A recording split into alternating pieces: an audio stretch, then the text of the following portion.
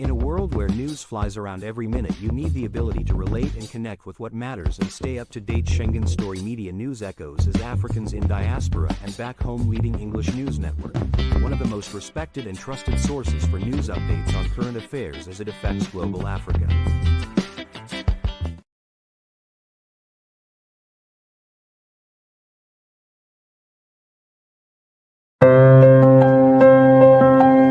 Thinking like us who join.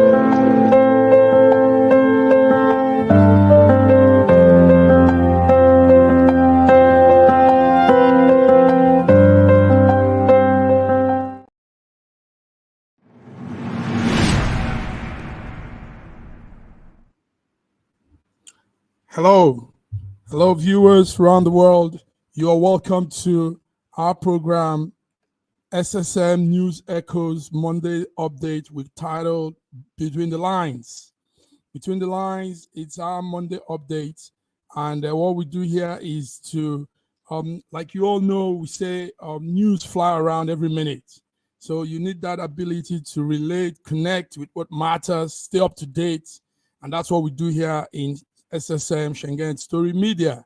Schengen Story Media is Africans in diaspora and Africans back home leading English network, one of the most respected, trusted source for your news updates on current affairs as it affects each one of us. So with me here tonight, as we do, is my colleague coordinator from Lagos, Nigeria, Ogbeni Olayinka Reggie. You're welcome to Monday Between the Lines. Good evening, Mark. Good evening, viewers around the globe. Welcome to our program this evening. You are in for a very enjoyable evening. Yes, enjoyable evening in our updates. Thank you, Raji. Raji, how is the weather there? How is it this evening in Lagos? It's a bit warm now. Okay. We haven't had rains for some time, so it's a bit warm. But in the afternoon, temperatures were close to 32 degrees. Whoa. 42 degrees. Whoa. Rather. 42 degrees. Hot. Yes, it's still hot. That's very, very real hot. Okay, Raji, let's get into it. Raji, yesterday evening, we all stood and saw what was happening. Iran president, what we're covering on that whole story, the Iran president, Raisi, was killed in an helicopter crash. The news says he died in that helicopter crash. The Iran president, Ibrahim Raisi, age 63, the government confirmed the death. He and I think seven other people were also in that crash, in that helicopter. There is Ibrahim, that's the man. 7 other people were also in that helicopter, and it crashed in a remote mountainous area of Iran, northwest of Iran. The man you see there, Raisi, was the most second powerful person in that country called Iran, after the supreme leader Ayatollah Ali Khamenei. So there's a video we actually have here of them, of some people at the spot of crash. Let's see that video. Let's see that video. I don't know if studio have it. Studio, okay. So anyway, what do you have about this story, Yinka? The crash, the Iran president have died. You know, there's something interesting about it all. When this thing happened, Yinka, there was okay. Let me hear your initial update. What do you have on this story? Honestly, I was praying that he will survive the crash. I was praying that there wasn't a crash in the first instance, and that probably the helicopter was forced to land. But unfortunately, by Monday morning, we got to hear that there was a crash, and he has perished in that crash with the foreign minister and other dignitaries. My heart goes to the people of Iran about this unfortunate accident, and my condolences to them all. I mourn with them. Because Iran has been showing serious developmental steps that has actually gladdened my heart among the Middle East countries. Yes. I'm very, yes. Okay, while we continue with the gist, let's bring in our diva from London, UK. Our diva, F.N.A. Are you there? Hello. You're all smiles this evening. What's happening? Hello. Good evening to the viewers.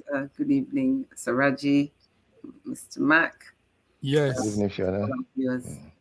Good evening, F.N.A. You're welcome. So yes, Raji, there's something, F.N.A. We just started. You don't miss much.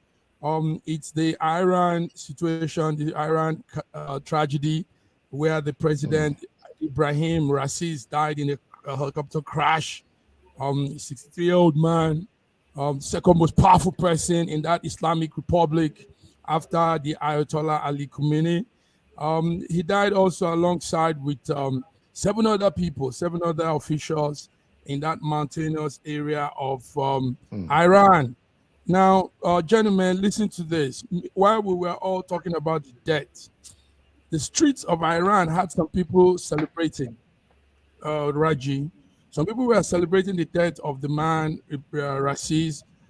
Some of these people were victims of his, they say he had some torturous regime. Some people in his regime were killed. Some people suffered a lot. So they were rejoicing. We are trying to get the studio to play a clip of that rejoicing. And it's really strange. Let's see that clip. Let's see what's happening. Reaction on the streets of Iran.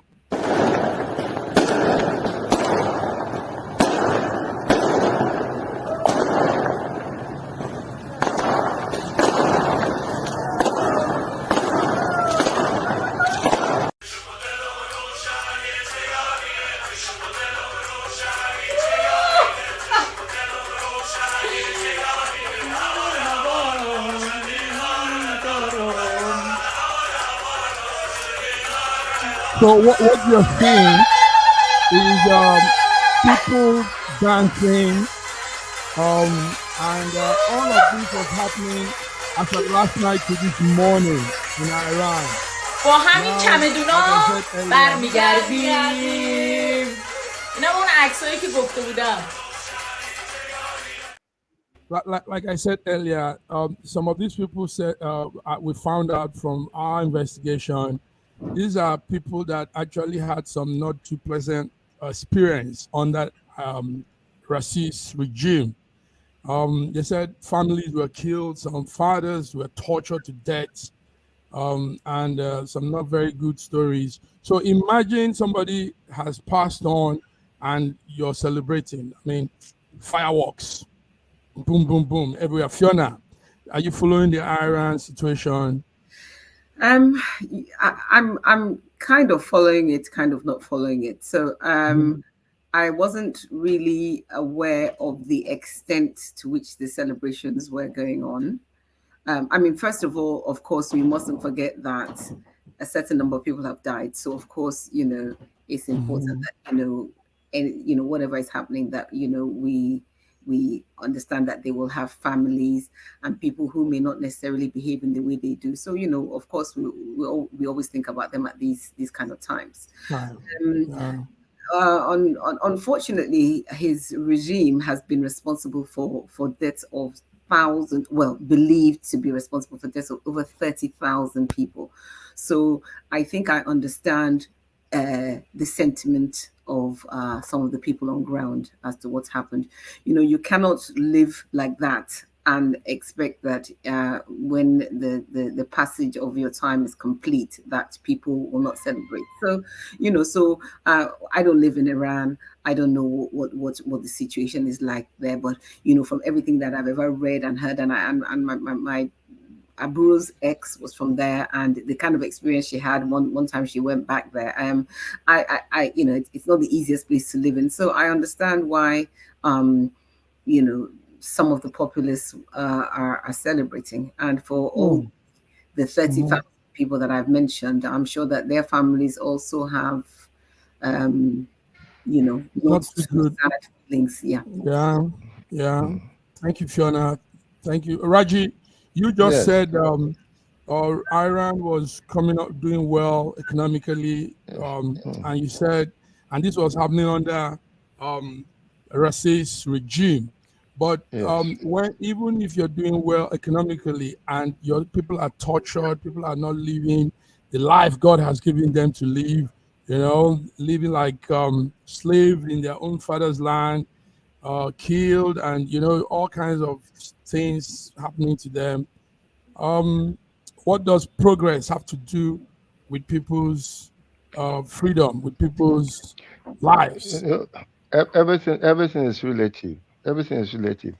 I did not like, and I still cannot understand why just not putting on the hijab could lead to somebody being killed. I can't merge the two, hijab and then death. There are two extremes. So yes, so there are cases like that. But I don't know. I'm not in Iran.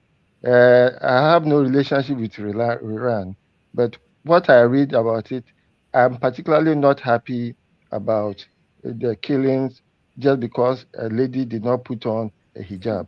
Human So rights. well, Yeah. but it doesn't stop them from making some leaps and bounds in their دقیقاً تو همین تپه روبرو بالگرد سقوط A کرده video و of where the crash تایید هم شد. happened, and as you can see, like the news said, it's a remote mountainous area of Iran, northwest of Iran, تیم ها به سمت and منطقه دارن میرن برای obviously جستجوی بیشتر. a اما crash خب of this متاسفانه nature, دوباره مه گرفت، you, اما you're not نقطه دقیقش you won't مشخص شد. find anybody.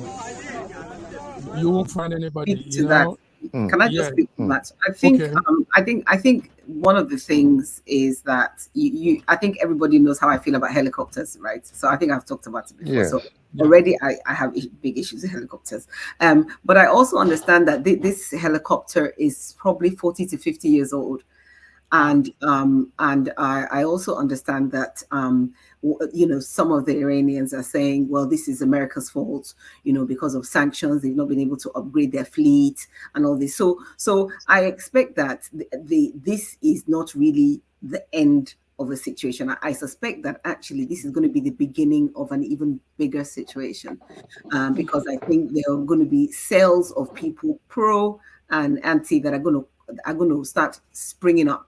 So that's kind of what I feel. Because when I was reading that, I thought, that's interesting, because that's a completely different take, So now they're saying, the plane, the aircraft was 40 to 50 years old. Oh, it's America's fault, So that was a very interesting narrative, and it made me think, this potentially could be a gateway to a bigger problem. Yeah. But then I don't think that you're sounding very. Go ahead, Raji. I don't think that helicopter will be an American helicopter, because in the last 50 years, Iran has had more closer relationship with Russia than with the US. So as I said, so some of the narrative that's coming out of it is saying that because of sanctions imposed by the US, that their fleet is old. That's part of what I read. That's what part of what my research showed today. So I mean, for me, that was just an interesting thought process. Because, yes, absolutely. And not only interesting, that shows how vast you've gone on this whole news update. Thank you very much. You have viewers listening on this. So viewers, Fiona has become that investigative journalist. You need to follow Fiona. Thank you, Fiona. Thank you for that. Guys, let's move on. Also, in our Africa is something not too good happening during the weekend. I think this past weekend was jammed up with some real strong occurrences. Yes. Let's see this video and we'll come to the gist. Oh, now public over this.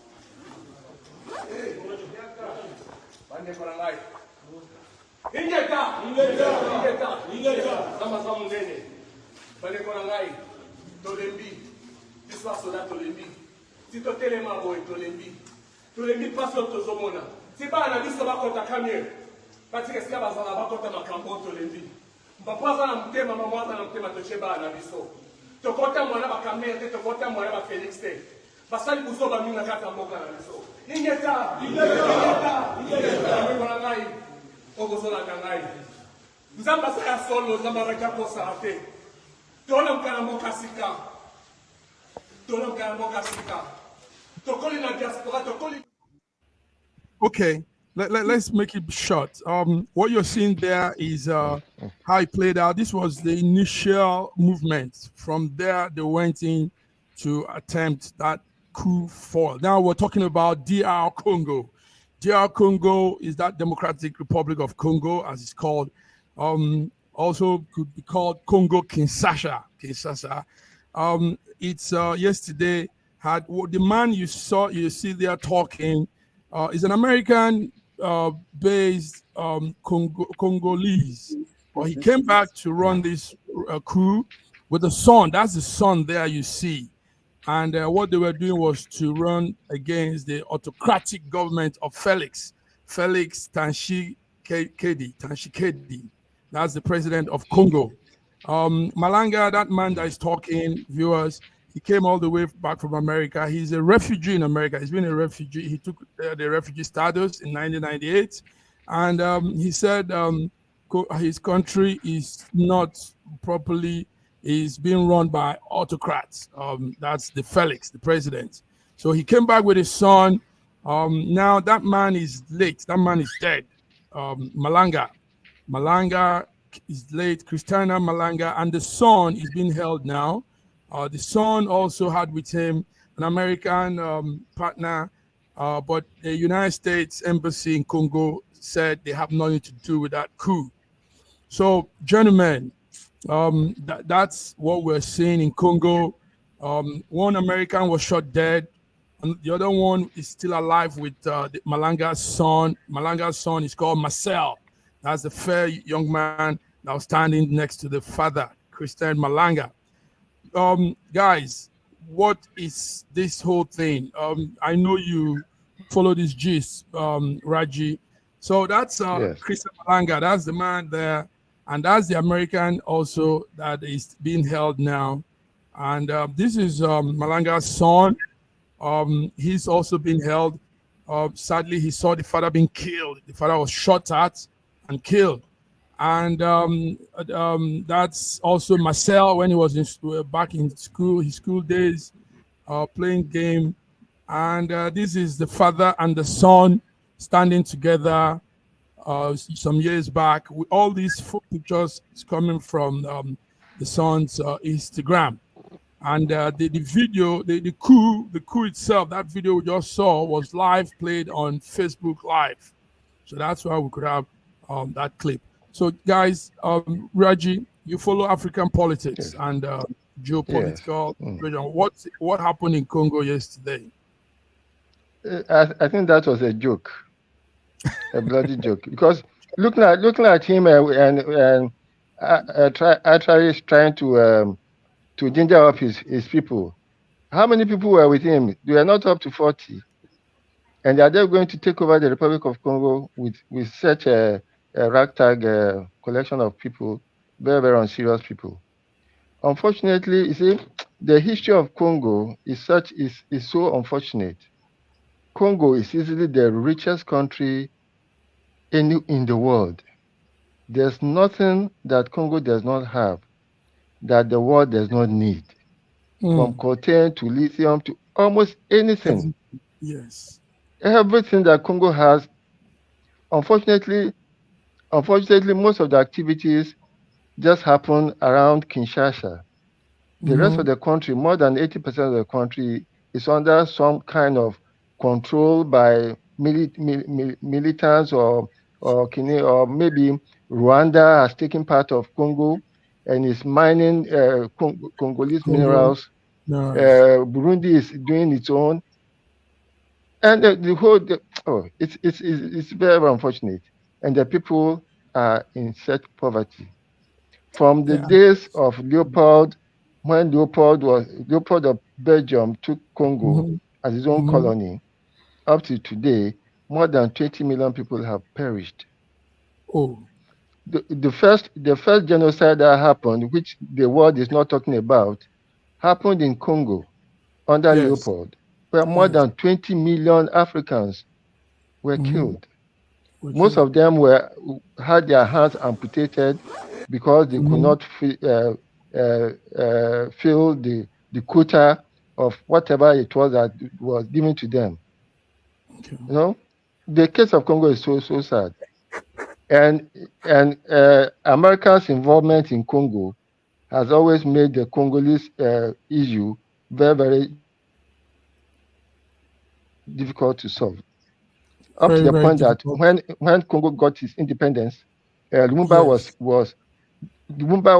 would have been head of state, but because of American duplicity, Lumumba got killed. Okay. The Secretary General of the United Nations was also killed in that Congo, just because America did not want any oversight of whatever the activities they are going to do. America has been in charge of that country for Thank you, Raji. Raji, yes, up to date, and taking all resources of Congo. Yes. Now, yes, you said ragtag soldiers that wanted to take over a country, but they were not really ragtag to that extent. I mean, they had real heavy weapons, ammunitions with them, but the thing is, more allegiance, more soldiers were on the other side, and they had their allegiance to the president, Felix. Fiona, what we're seeing there is the chilling footage caught on camera. The plotters going around talking before going to the state house. One American is dead, like we said. Another one is still being held. And the major man talking there, the father has been killed also, and the son is still alongside with the American that is being held. America disassociated itself from this whole thing. The American embassy said they have nothing to do with this. But when we went through some of the files, we saw that the American guys came in with their American passports, authentic passports, and obviously they would have been checked in by the embassy. I mean, I know America do that with their citizens. So I think it's unfortunate that we couldn't hear what he was saying because he was speaking in Lingala. So I would have loved to understand what he was saying and understand what he was saying. I think his idea was probably just not well thought out. I'm not sure that the idea was totally bad. However, I align with the fact that 100% the American government they didn't know anything about it, because if they had known about it and supported it, the outcome may have been slightly different. So that's so I don't disagree with what they say. And I mean, the American citizens, if they apply for a visa to come to DRC, I don't see why anybody would stop them. So I don't necessarily think that they should be held accountable for anything that's happened. But did they know it was going to happen? Possibly. If they knew, they probably didn't want there to be a different outcome. That's why it wasn't successful. So that's kind of the first thing.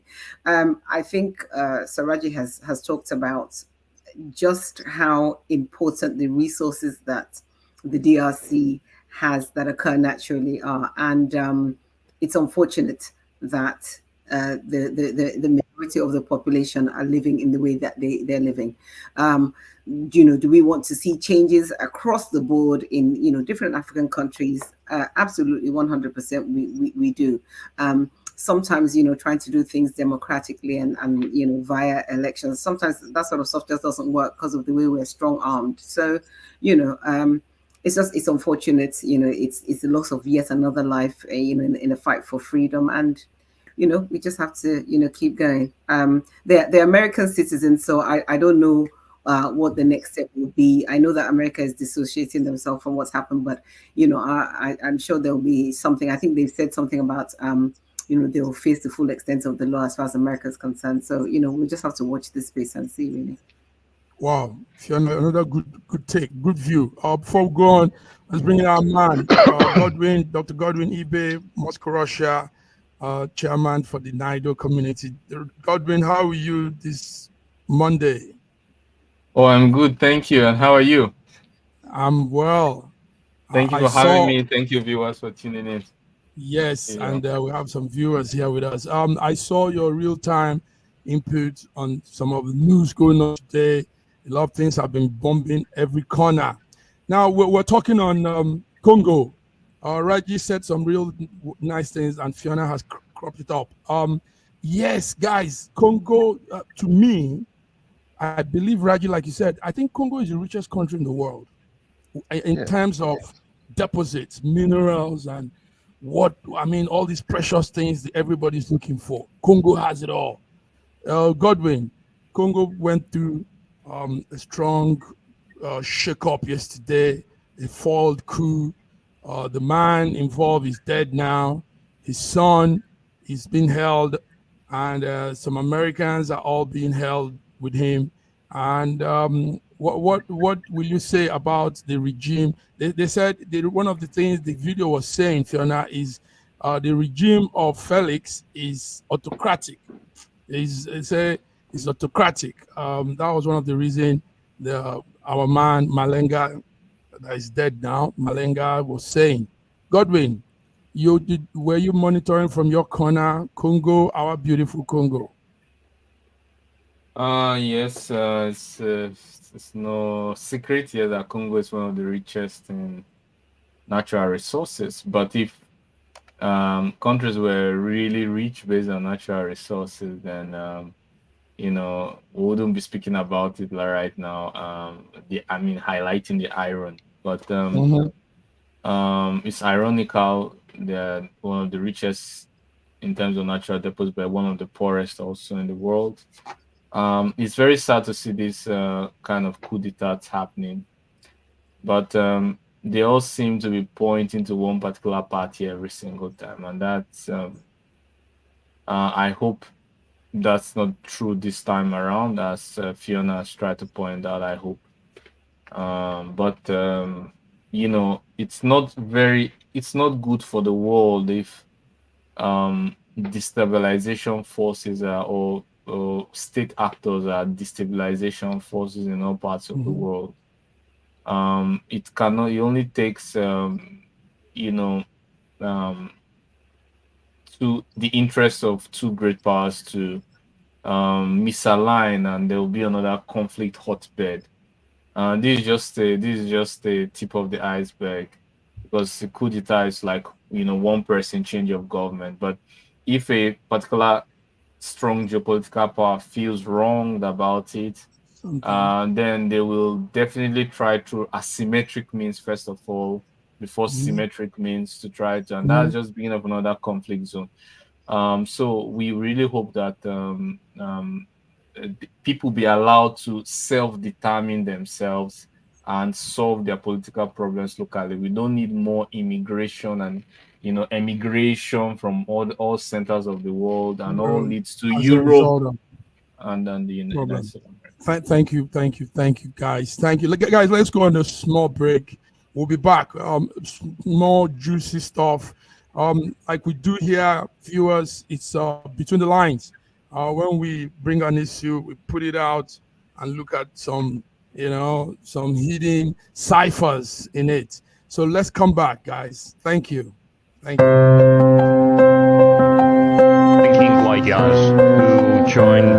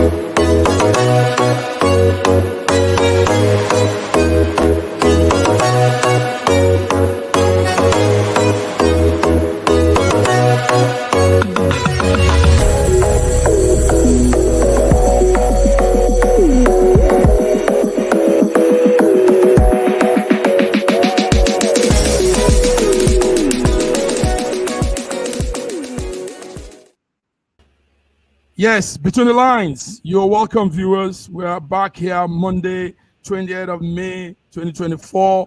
We're here doing our updates, Monday updates, SSM. Guys, thank you for being around. Now let's move on to some other stories. This evening, this midday today, the International Criminal Court says they seek arrest warrant against 2 people. It's good they are bringing a balance like that. Sinwar and Benjamin Netanyahu, 2 people have been called out for war crimes over the October 7 attack and the Gaza war. Let's bring out those people. So, gentlemen, Godwin, I saw that you also brought that update. So the International Criminal Court is seeking arrest warrant for these people. Yahya Sinwar, that's the Hamas leader on your right there, and Israel Prime Minister Benjamin Netanyahu on charges of war crime against humanity. This all started from that October 7 attack on Israel and the subsequent war in Gaza. So let me hear from you guys. Let me start with Raji. It's a fair warrant. No, I think you should start with Godwin. No, I think he should go last because he will have the Ganser Magilla thing. So Okay. Tell us, Raji. It just shows how much the world is afraid of Israel, because I don't see any war crimes on the side of the Hamas. All the war crimes have been perpetrated by the evil Netanyahu and the evil Zionist government of Israel. All the crimes have been perpetrated by the evil Netanyahu. Okay. Anyway, this warrant has been issued, and it marks the first time actually that ICC has targeted top leaders like this. And the allies of America. Is it the first time? I mean, no, somebody that is close to America. I mean, Benjamin, Israel is an ally of America, and this is the first time I think I'm hearing this. Also, but this now puts our man, Russian President Vladimir Putin, in that same issue. Remember, the ICC also issued arrest warrant over. Yes. So, that's right.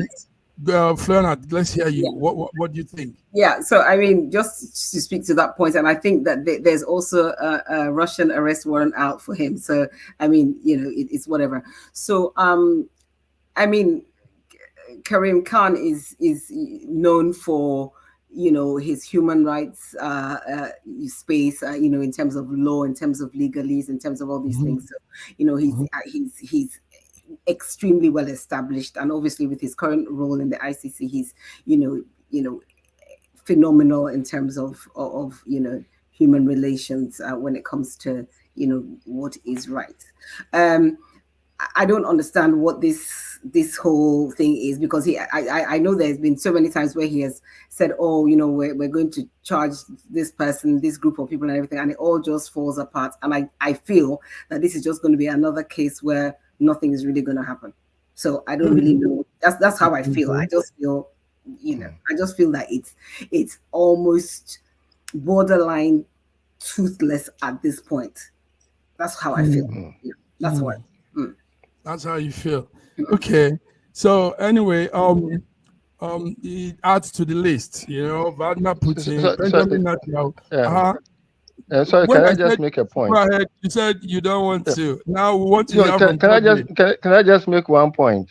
Okay. Do you know that there's nothing that any American soldier or an American citizen can do that can be brought to ICC, because ICC laws does not have even the private in the American army.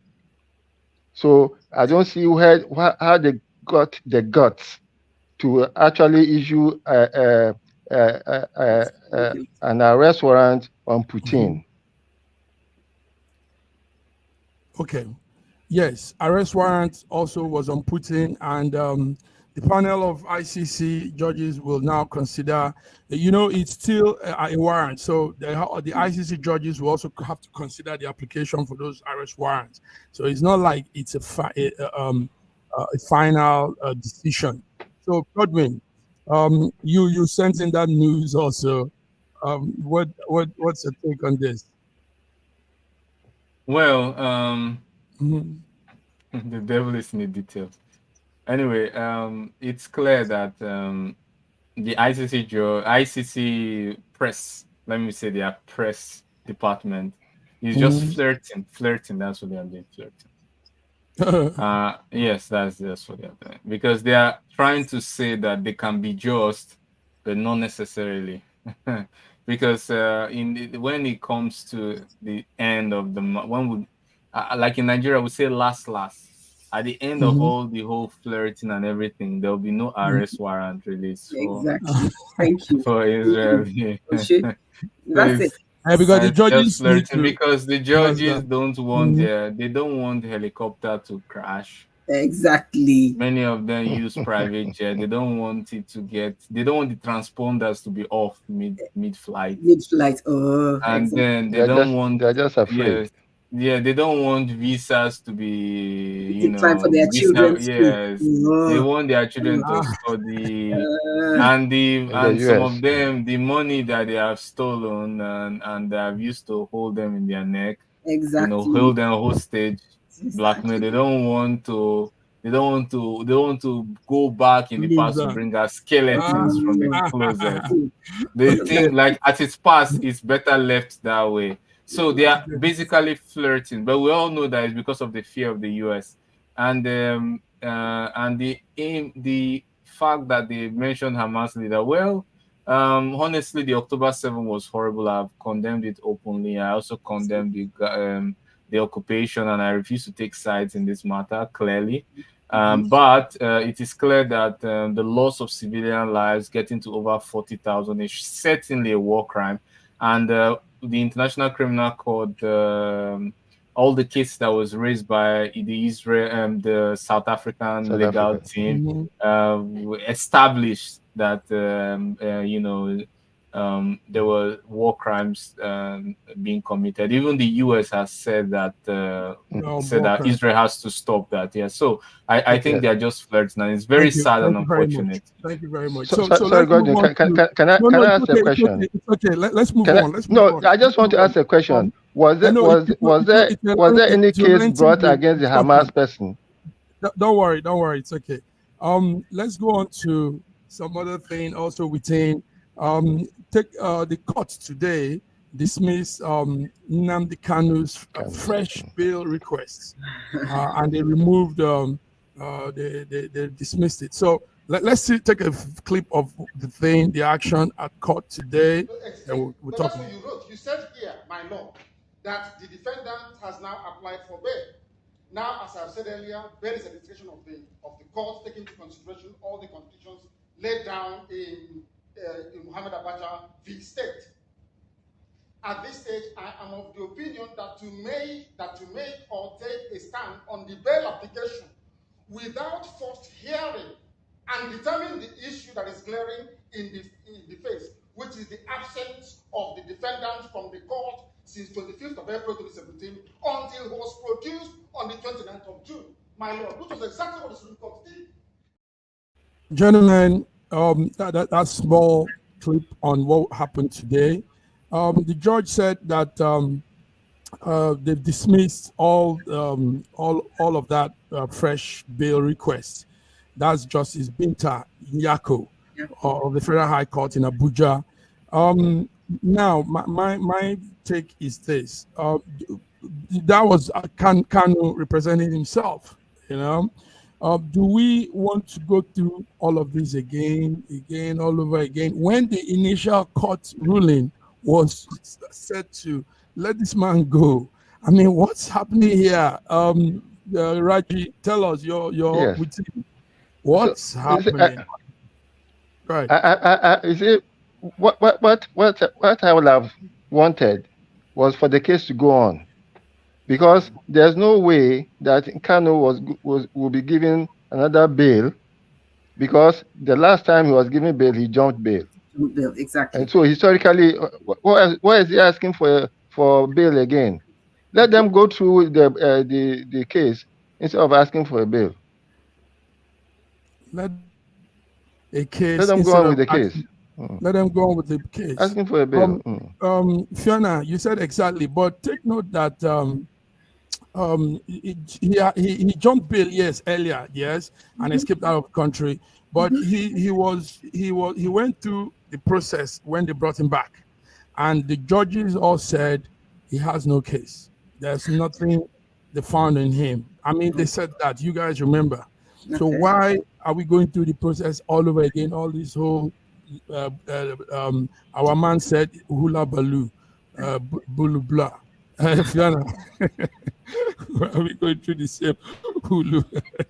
Yeah, it's an unfortunate state of play, but I wouldn't want to speak to the machinations of why this is happening. But what I will say is that based on the antecedent behavior that he has skipped bail before, that bail request is not for me, it's a non-negotiable as far as I'm concerned. That's what I feel. I think his network is too strong for anybody to offer him bail.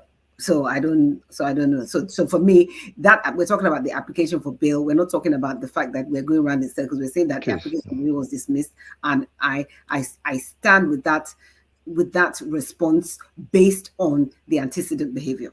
So if that hadn't happened in the past, then I might be like, oh well, but because it's happened in the past, if that's what he's asking for, and they say no, I understand.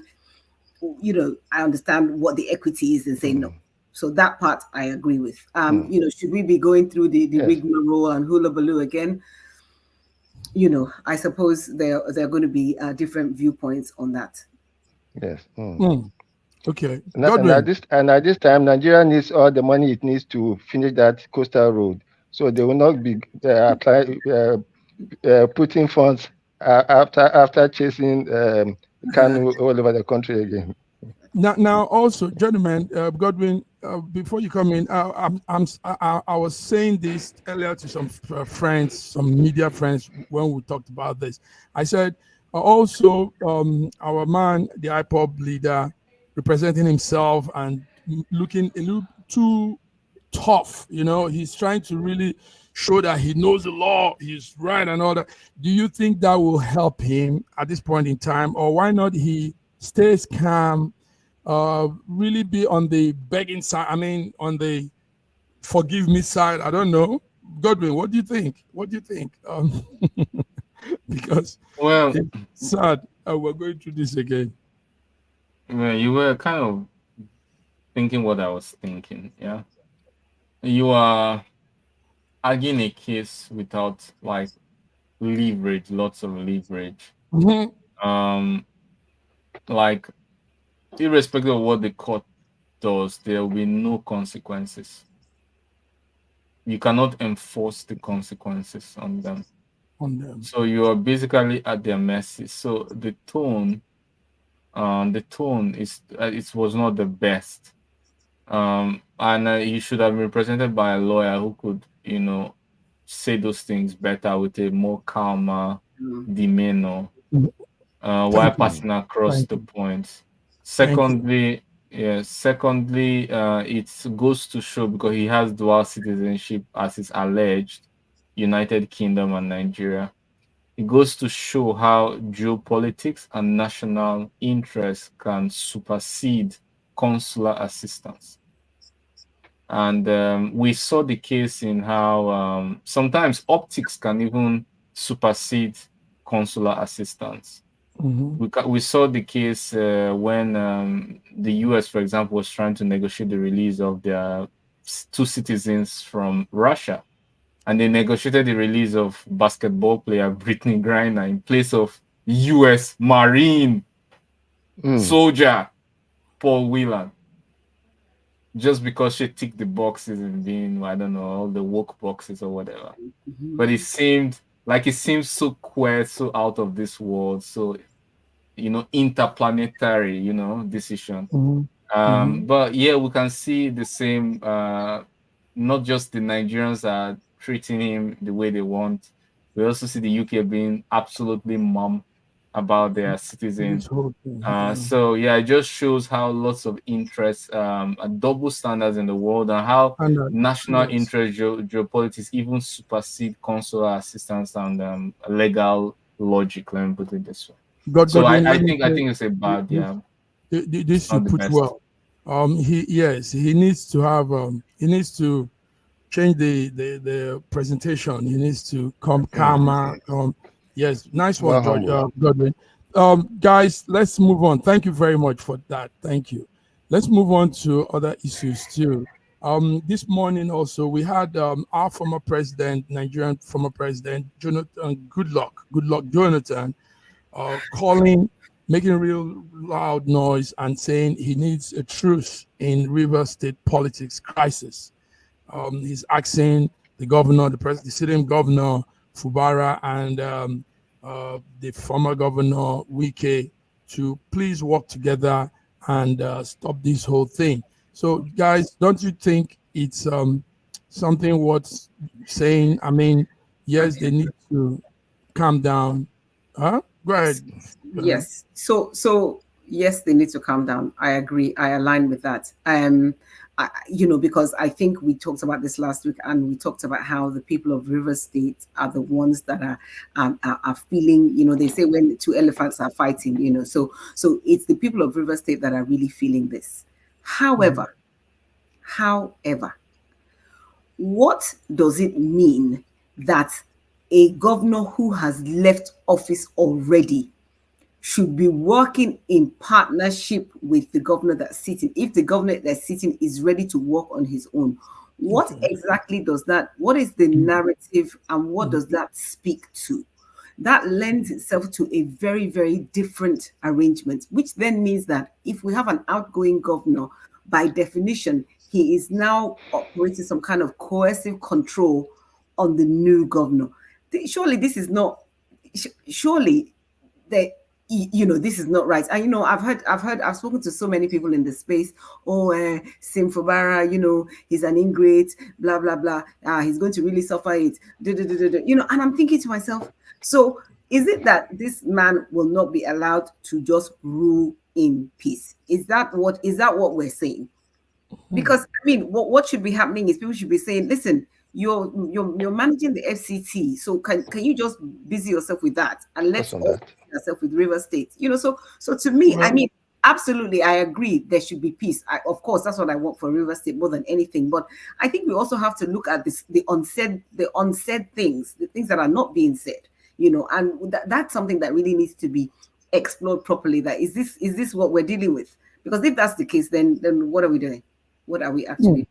If that's the case, then but we know, Fiona, and too, that River State is like that golden hen that lays the golden egg, and So yes, who runs Rivers matters. River State is not your ordinary state. Yinka, yes, tell us. Our man said the former president stepping in, and I think. Everybody should step in and tell them to. Because like Fiona, I've always said, this whole prop thing affects the citizens. Nothing moves when these two people keep going back and forth. So tell us.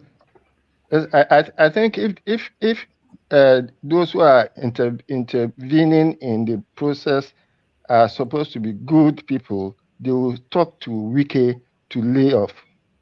To lay off. Yes, you are no more the governor of River State, so you can't call the shots.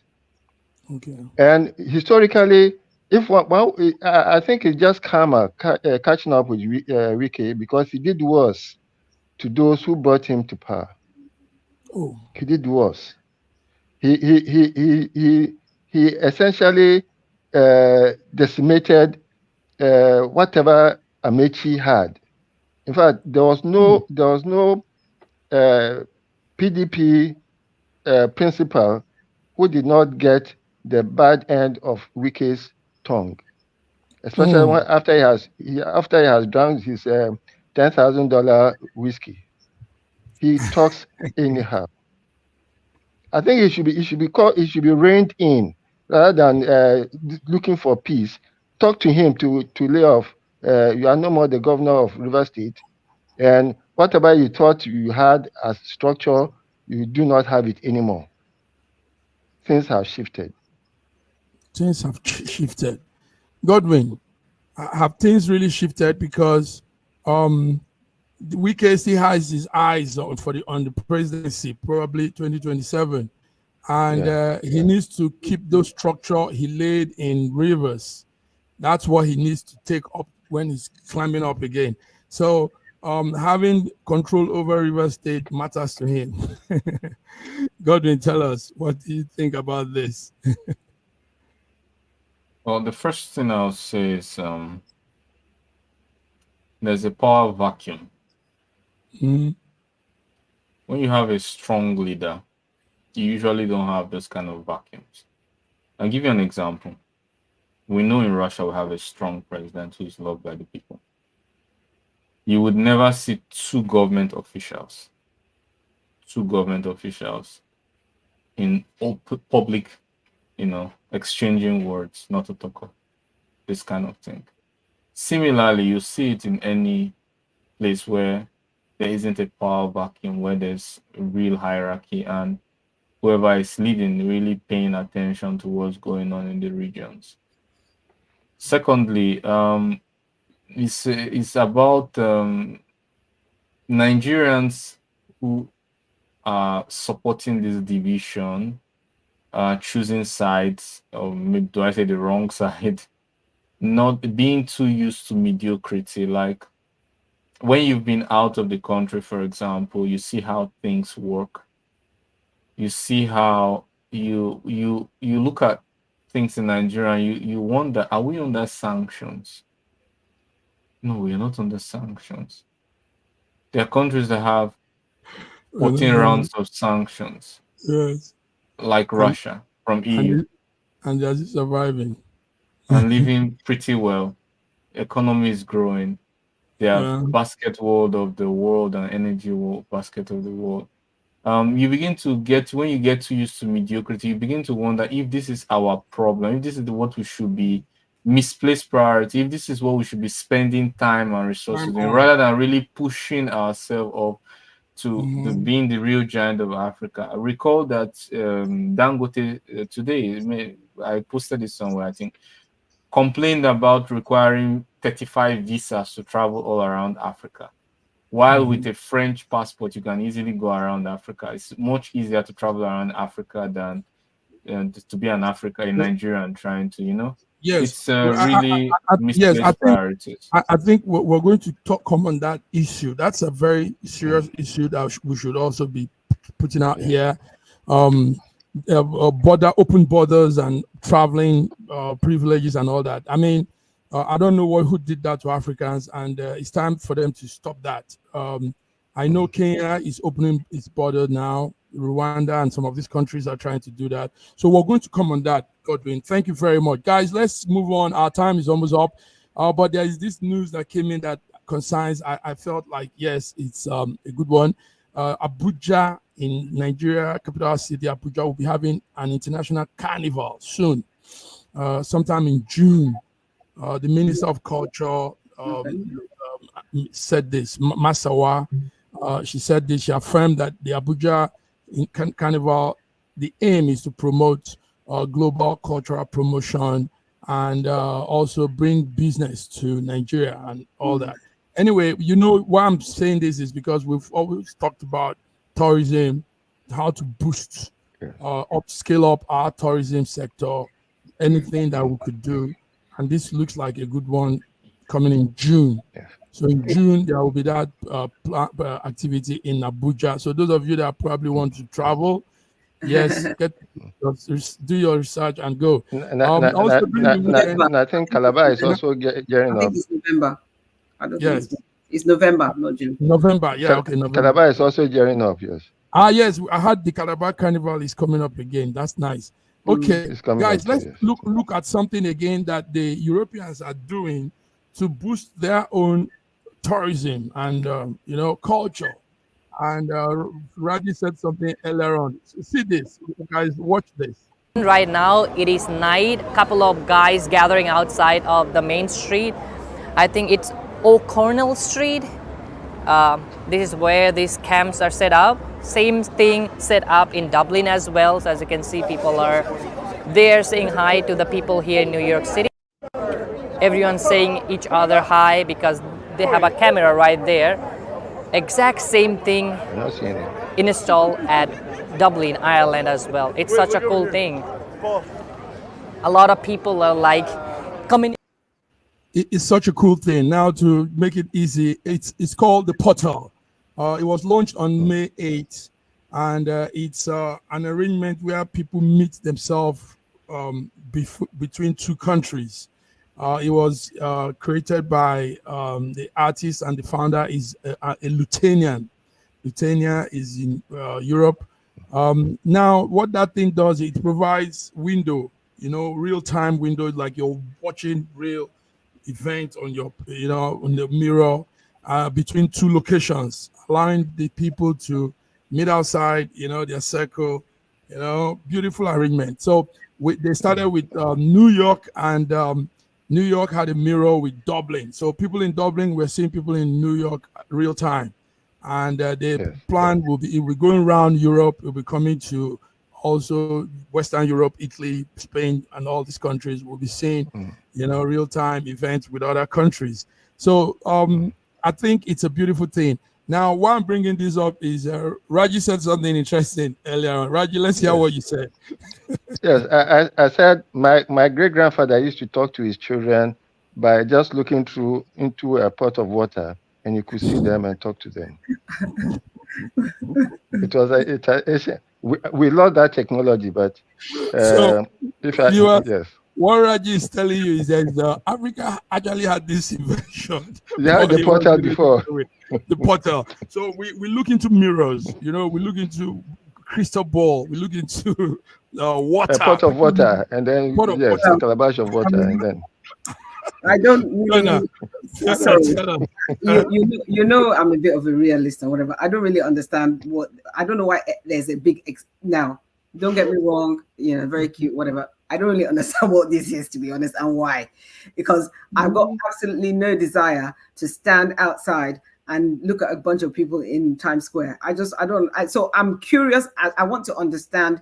I'm actually more interested in understanding what that experience gives to another person of just seeing a bunch of people they don't know hanging out somewhere. I'm not even saying it's bad. I'm just saying I want someone to just make me understand. So I'm going to make sure I do my homework and try and get. I'll make you understand. Okay, God will make her understand. Thank you. Yeah, it's the there's a lot of interest in randomness especially in terms of dating and meeting, how do I say, making acquaintances. Remember, there was also something like this, but the portal was on the internet. It was called Russian roulette, by the way, right? Okay. Where people from different countries, you will just come on the website, you pick somebody in random, and then you begin to communicate by webcam, random. Sometimes you could do some particular. It's just a kind of Russian roulette thing, but in real time now. Like not like real time, but I mean physical location instead of online location. A lot of people like that. The dynamics, it's the adventure of talking to someone. Just he could be anything. He could be anything. And then you try to navigate through this strange personality. Sometimes with some aim, some agenda, or maybe without some agenda, just going with the flow. But for some people, it's quite interesting. I don't understand, but it's a public place and people are just standing there, right? Or am I misunderstanding? Okay, let me add to what Godwin said. Godwin said it beautifully. The human nature of F.N.A, you know this, likes interaction, engagements, and want to see. Everybody wants to see. Some people want to see what you're going to eat tonight for no reason. That's how we are. So anyway, the portal is just about seeing New York or anything. It's people two it's just randomness. It's just whatever. That's fine. Let me add something. If there's a trend called satisfyingly odd, have you seen that this hashtag trend on the internet? I've not. Yes, these are all kind of strange videos that make no sense, but just satisfying. They call it satisfyingly odd, just satisfying. That's very true. Absolutely odd. This is the problem of too much voyeurism. People are just looking at stuff for the sake of it, as far as I'm concerned. But I understand this. I understand the fascination with something that's a bit off key. So yeah, that's but girls, why do young girls below the age of 30 like the bad guys? Yeah, it's not a stereotype. It's actually like a backed up by statistics. So why do people drink or smoke? Why do it's all people just like. Yes, guys. You listen, can't find logic. It's fun. It's been fun hanging out with you. We have done. Listen, you and Fiona, you talking. What we're doing is like that. This is the portal. Connected to different parts of the world at the same time. We're talking, we're engaging, this is our own portal here, and it's fun. Thank you, Raji, for coming on to our own portal. Thank you, Thank you, Godwin, for coming to our SSM portal. Thank you, Fiona. So, viewers, thank you for staying by. Thank you for tuning in. We're here. It's been Between the Lines, and we'll be back Wednesday for our African Global Update. So until then, have a beautiful day. Go get connected to the portal, Fiona. There'll be no chance of that. But okay. All right, then. Thank you. Thank you, guys. Have a good week, everybody.